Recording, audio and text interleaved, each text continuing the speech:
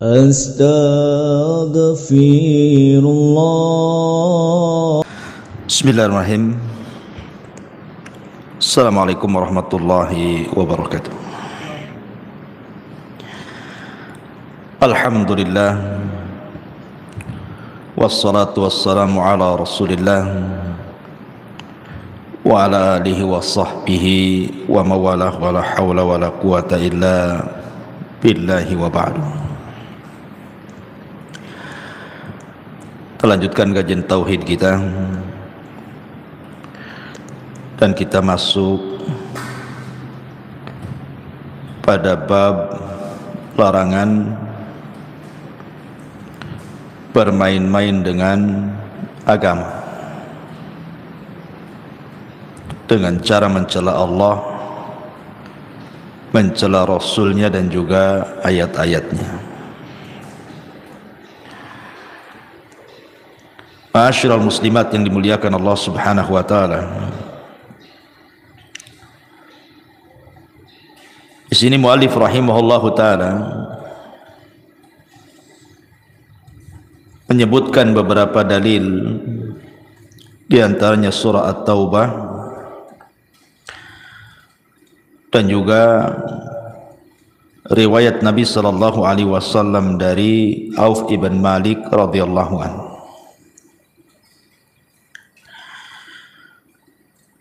Bab ini menjelaskan kepada kita tentang larangan kita mengolok-olok Allah, Rasul dan juga ayat-ayat Al-Quran, karena konsekuensinya berat, bisa kufur, keluar dari Islam. Dahulu di zaman Nabi sallallahu alaihi wasallam pernah terjadi perang Tabuk. Perang Tabuk ini perang yang cukup melelahkan dari segi perjalanan. Bagaimana tidak? Pasukan yang dihadapi oleh kaum muslimin itu bukan orang-orang musyrik Arab, bukan pula orang-orang Yahudi Madinah. Tetapi yang dihadapi adalah Romawi, Imperium Romawi yang kala itu menjadi negara besar, negara adidaya yang menguasai kekuatan dunia. Sehingga karena musuhnya adalah Herakli, Adim Rum,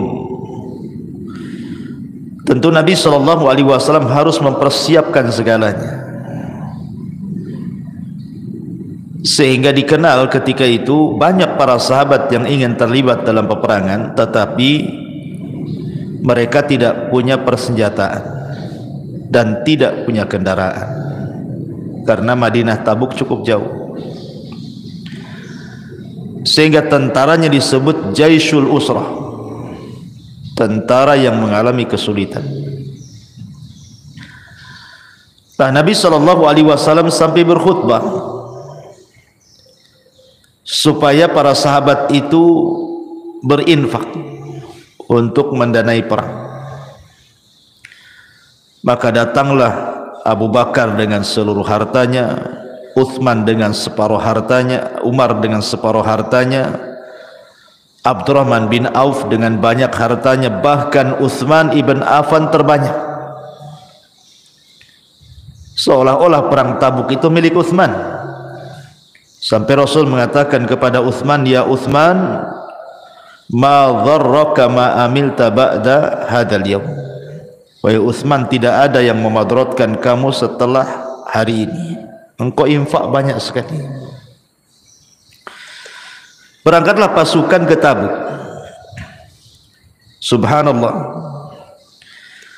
Di antara mukjizat Nabi sallallahu alaihi wasallam adalah menanamkan rasa takut kepada musuhnya. Kata Nabi sallallahu alaihi wasallam, "Nusirtu birru'bi." Aku ditolong oleh Allah Subhanahu wa taala dengan ketakutan yang diberikan kepada musuh sejauh perjalanan 1 bulan. Jadi ketika tentara Romawi dengan yakinnya bisa menggempur Rasul dan para sahabat di Madinah, rupanya mereka berhadapan dengan Rasul di Tabuk. Tiba-tiba ketika melihat tentara Rasul padahal tidak lebih banyak dibandingkan jumlah mereka, mereka pun tunggang langgang, tidak terjadi peperangan. Mereka keburu ketakutan, orang Romawi.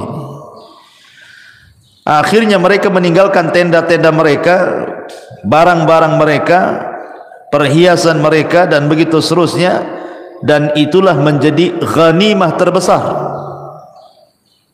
Akhirnya Rasul mengambil harta rampasan perang itu tanpa ada peperangan. Kemudian Nabi SAW pulang. Lah di tengah jalan Nabi SAW istirahat. Saat istirahat itulah sekumpulan orang-orang munafik, mereka berbicara pedas kepada Rasul dan kepada para sahabat, wabil khusus para qurra, pakar-pakar Quran. Di mana orang-orang munafik ini sedang duduk-duduk memandang para sahabat dan juga Nabi SAW. Tiba-tiba di antara mereka mengatakan, ma ra'ayna, kami tidak pernah melihat manusia-manusia yang paling rakus perutnya. Subhanallah, mereka mengatakan paling rakus artinya paling suka dengan dunia, dan paling dusta lisannya, akdzabu al-sunnah, dan paling pengecut ketika melihat musuh. Lihat bahasanya, mereka mengatakan arghabu butunan wa akdzabu al-sunan wa ajbanu indal liqa. Paling rakus kepada dunia, paling dusta ucapannya, dan paling pengecut ketika berjumpa dengan lawan. Kecuali mereka diisyaratkan kepada Rasul dan pakar-pakar Quran. Lah di majlis orang-orang munafik itu ada seorang sahabat namanya Auf ibn Malik. Auf ibn Malik. Auf ibn Malik ini akhirnya ingin melapor, celaka kalian, akan kulaporkan ucapan kalian ini kepada Nabi SAW. Berangkatlah Auf ibn Malik menghadap Nabi. Tetapi sebelum sampai Auf ibn Malik, turun ayat surah At-Taubah 65, di mana Allah mengatakan yang sebelumnya dari 64 sampai 66, yahdharul munafiquna an tunazzila alaihim, atau yahdharul munafiquna an tunazzala alaihim suratun tunabbiuhum bima fi qulubihim qul istahzi'u innallaha mukhrijum ma tahdharun wala in sa'altahum la yaqulunna innama kunna nakhudhu wa nal'ab qul abillahi wa ayatihi wa rasulihi kuntum tastahzi'un la ta'tadhiru qad kafartum ba'da imanikum in na'fu ta'ifatin minkum nu'adzib ta'ifatan bi annahum kanu mujrimin. Orang-orang munafik itu takut akan diturunkan terhadap mereka sesuatu surat yang menerangkan apa yang tersembunyi di dalam hati mereka. Katakanlah kepada mereka, teruskanlah ejekan-ejekanmu terhadap Allah dan Rasulnya, sesungguhnya Allah akan menyatakan apa yang kamu takuti. Dan jika kamu tanyakan kepada mereka tentang apa yang mereka lakukan itu, tentu mereka akan menjawab, sesungguhnya kami hanya bersendau gurau dan bermain-main saja. Katakanlah, apakah dengan Allah, dengan ayat-ayatnya dan Rasulnya engkau selalu mengolok-olok, tidak usah kamu meminta maaf cari-cari alasan, karena engkau telah kafir setelah keimanan kalian. Jika kami memaafkan segolongan dari kalian lantaran mereka taubat, niscaya kami akan mengadab golongan yang lain disebabkan mereka orang-orang yang selalu berbuat dosa. Turun ayat ini. Ketika turun ayat ini, Rasul membacakan di hadapan orang munafik. Ketika Nabi SAW naik ke atas untanya, kata Auf ibn Malik atau kata Abdullah ibn Umar radhiyallahu anhuma, orang munafik yang mengatakan kalimat tersebut langsung mendekati Rasul sambil terseret-seret kakinya di tanah dan bebatuan itu dan meminta maaf dan mengatakan, ya Rasulullah, kami ini hanya main-main saja, kami ini hanya sendau gurau saja. Tapi Nabi SAW dengan marah membacakan ayat ini, la ta'tadhiru qad kafartum ba'da imanikum. Jangan cari-cari alasan, kalian telah kufur setelah keimanan kalian. Kalian sudah kufur setelah keimanan kalian. Lihat, dalam perjalanan dari Tabuk ke Madinah ini turun satu surat secara sempurna. Surat apa itu? Surat At-Taubah. Jadi At-Taubah itu turun menyingkap orang-orang munafik. Makanya surah At-Taubah disebut surah Al-Fadhihah, surah yang menyingkap borok-borok munafik.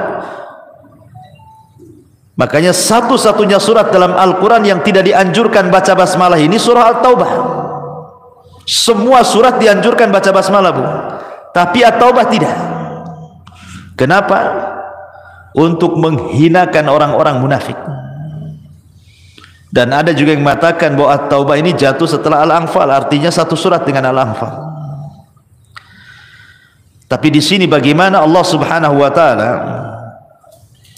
ingin menyingkap borok-borok orang munafik dengan diturunkan surah At-Taubah ini.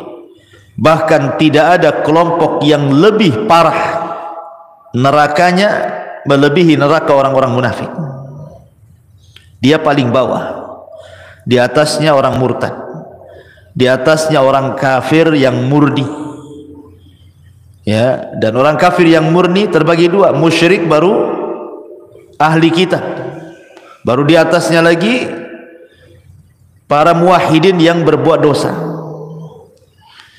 Jadi kalau neraka itu kita boleh buat darakat, tingkatan-tingkatan. Paling tinggi seorang yang beriman tapi bermaksiat, al-usatul al-muwahhidin, usatul muwahhidin, ahli maksiat dari kalangan ahli tauhid. Mereka tidak dikekalkan, mereka di bawah kehendak Allah. Kemudian di bawahnya ahli kitab. Siapa ahli kitab? Yahudi dan Nasrani. Kemudian setelahnya orang-orang musyrik. Kemudian setelahnya orang-orang murtad. Kemudian neraka yang paling dalam orang-orang munafik. Disitulah Allah katakan, innal munafiqina fi darkil asfali minan nar. Orang-orang munafik itu diletakkan di intip neraka yang paling dalam. Kenapa? Karena mereka merusak Islam dari dalam. Pura-pura masuk Islam dengan lisannya, tapi keluar Islam dari hatinya. Ma'asyiral muslimat yang dimuliakan Allah Azza wa Jalla, saya akan contohkan beberapa bentuk istihza lisan di mana siapapun yang mengucapkannya bisa kufur. Hati-hati. Di sana ada istihzaul lisan, lisan yang selalu mengolok-olok agama, di mana orang yang mengucapkannya bisa kufur. Saya akan sebutkan 5 ucapan, di mana 5-5-nya ini kalau ibu ucapkan bisa kufur, bahkan bisa keluar dari Islam. Ini istihzaul lisan namanya. Hati-hati. Ya. Apa saja 5 perkara itu? 5 ucapan yang bisa mengeluarkan pelakunya dari Islam.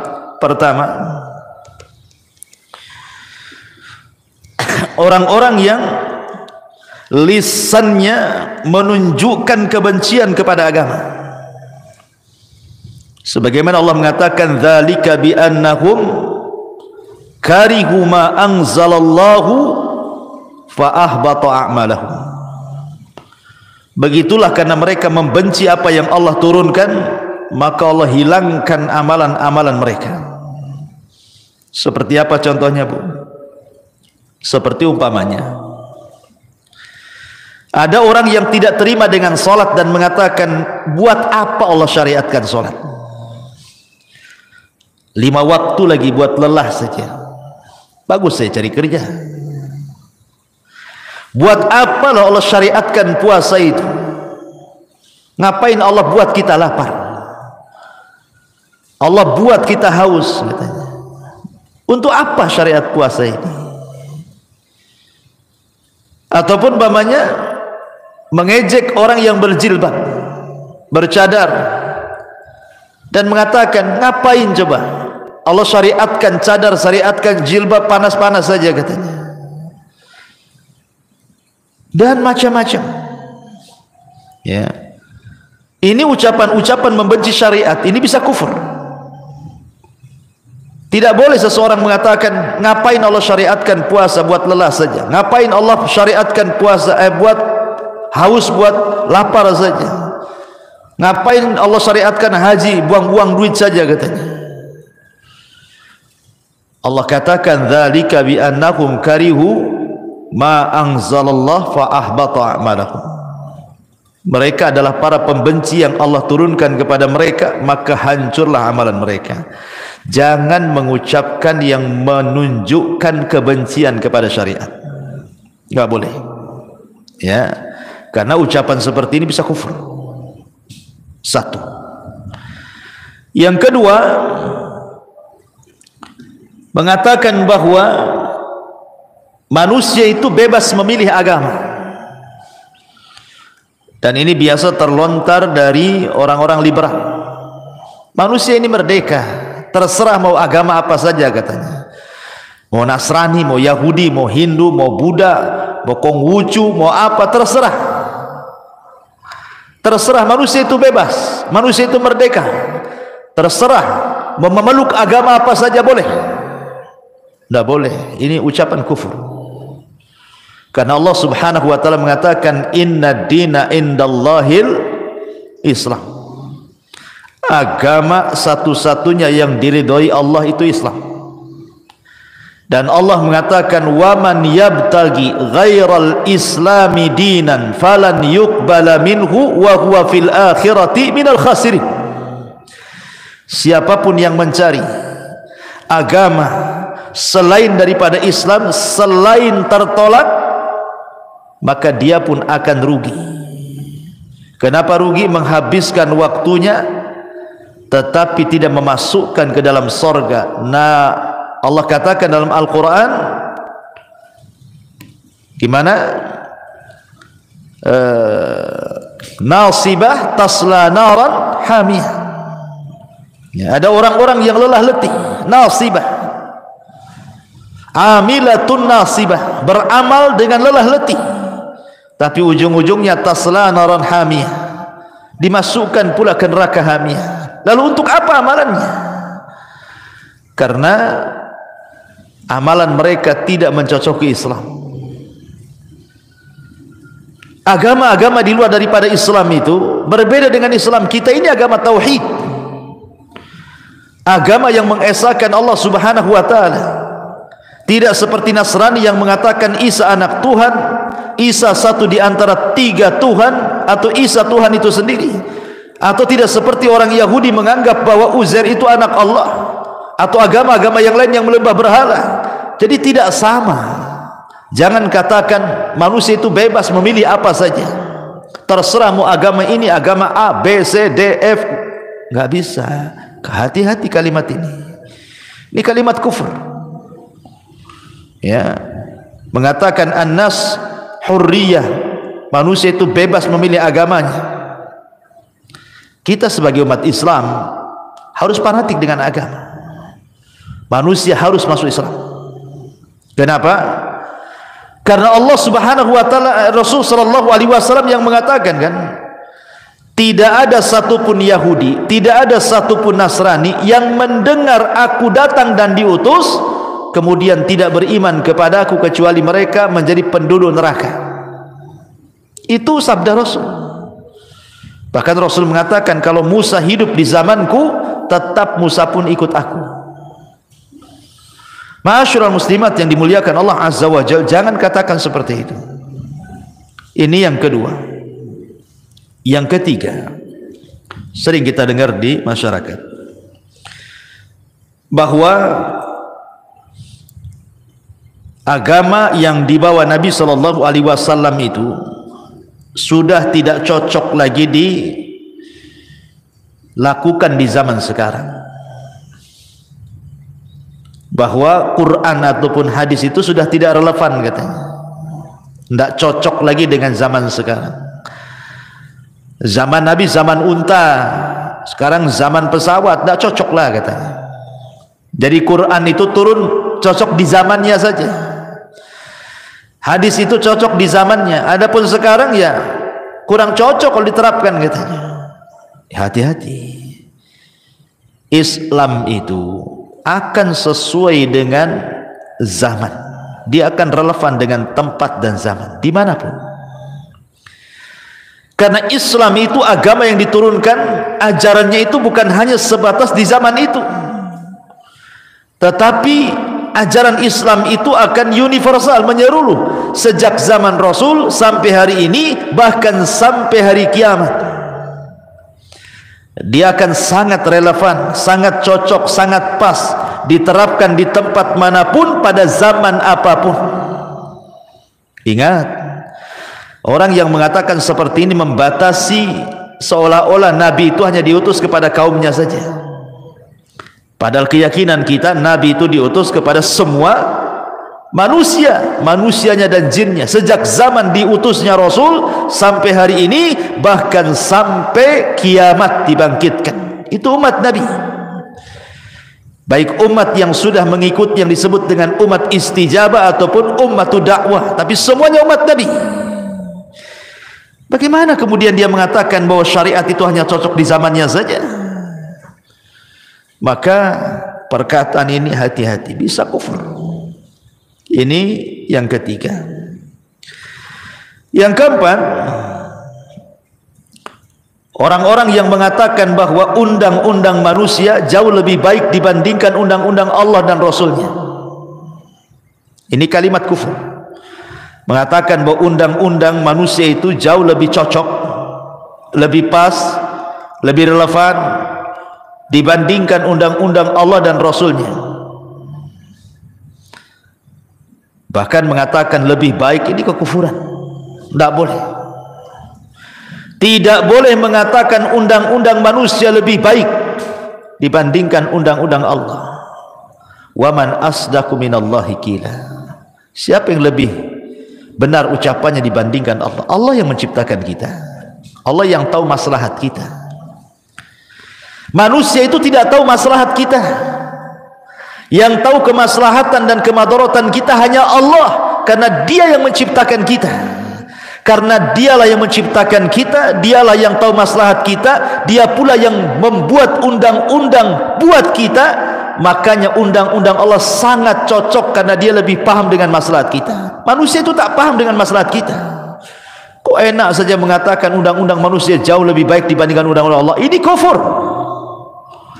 Tak boleh mengatakan seperti itu.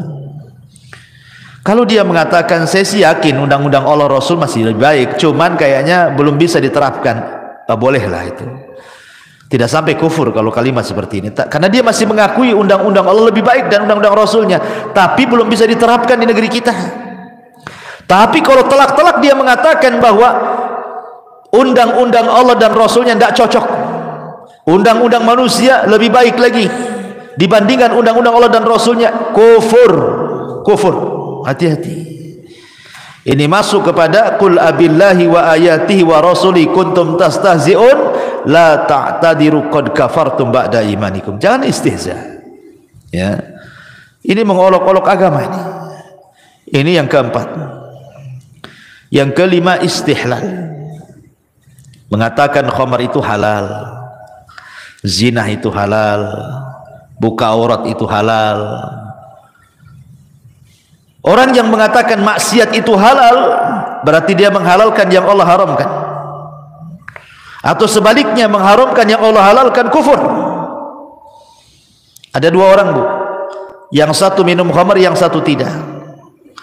Yang minum khamar ini dia masih meyakini khamar itu haram, tapi karena terkalahkan syahwatnya dia masih minum. Yang satu tak minum, tetapi dia mengatakan kalau engkau minum ya nggak apa-apa, minum aja, boleh-boleh saja kok.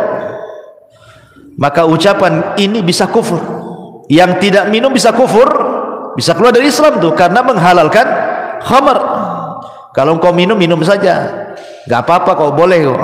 Hati-hati itu, jangan ngomong begitu, karena ini bisa menghalalkan yang haram, bisa kufur. Walaupun dia tidak minum, walaupun tidak minum, kalau seandainya dia halalkan khamar, walaupun tidak zina, walaupun tidak zina, walaupun dia tidak zina, kalau menghalalkan zina, kufur.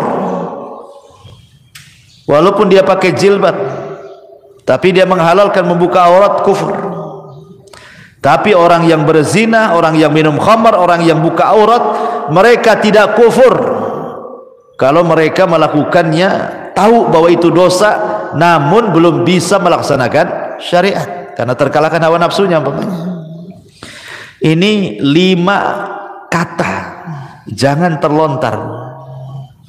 5 kata ini bisa kufur pelakunya, karena ini masuk pada pembahasan kita, qul abillahi wa ayatihi wa rasulihi kuntum tastahzi'un. Qul, katakan, abillahi, ataukah dengan Allah, wa ayatihi, dengan ayat-ayatnya, wa rasuli, dengan rasulnya, kuntum tastahzi'un, kalian selalu berolok-olok, la ta'tadhiru, tidak usah cari alasan, qad kafartum, kalian sudah kufur, ba'da imanikum, setelah keimanan kalian. Subhanallah. Maka lisan ini dijaga, karena di zaman sekarang ini, Bu, persis seperti kata Nabi SAW, yusbihu mu'min wa yumsi kafir, wa yumsi mu'min wa yusbih kafir. Ada orang di pagi hari beriman, malam pula dah kafir. Ada orang malam beriman, pagi pula dia dah kafir. Siapa mereka, Bu? Orang munafik. Orang munafik itu kan mereka mudabdabina baina dzalik, la ilaha ula wa la ilaha ula. Dia tengah-tengah, tidak mau masuk ke dalam Islam, tidak pula masuk kepada orang-orang kafir. Sewaktu-waktu dia bergabung dengan orang Islam, sewaktu-waktu dia bergabung dengan orang kafir. Di pagi hari dia beriman karena bergabung dengan orang-orang yang beriman, di malam hari dia kafir karena bergabung dengan orang kafir. Di malam hari dia beriman karena bergabung dengan orang-orang yang beriman, di pagi hari pula dia kafir karena bergabung dengan orang kafir. Pagi mukmin, malam kafir, malam mukmin, pagi kafir. Kenapa? Karena dia tidak sadar. Ketika dia sholat jadi orang-orang yang beriman. Tiba-tiba dia mengucapkan bahwa semua agama sama. Malamnya diskusi, semua agama sama. Kalian bebas mau masuk agama mana saja, boleh, terserah kalian, semua agama baik. Kufur. Malamnya sholat isya, paginya pula mengatakan, ngapainlah Allah ini mensyariatkan sholat? Buat apa sholat ini sebenarnya? Capek-capek saja. Puasa buat apa ini puasa, katanya? Buat haus saja, katanya. Ngapain haji, katanya? Bagus jalan-jalan, ngabisin duit saja, katanya. Bayangkan dia sholat padahal, tapi lisannya ngomong gitu. Itulah di akhir zaman kadang-kadang. Pagi hari dia beriman, malam pula kufur dia dengan lisannya. Makanya subhanallah, ini zaman fitnah.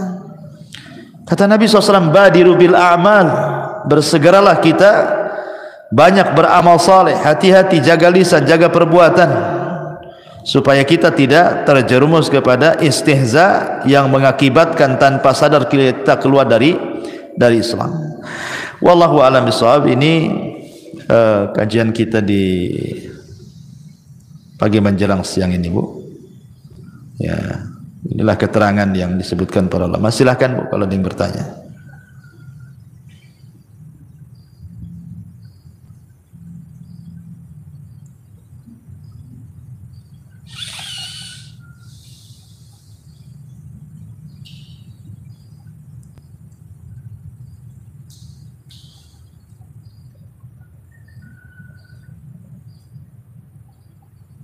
Nggak ada? Baik, kalau nggak ada kita tutup. Subhanakallah bihamdika asyhadu an la ilaha illa anta astaghfiruka wa atubu ilaik. Allahu ta'ala alam. Assalamualaikum warahmatullahi wabarakatuh.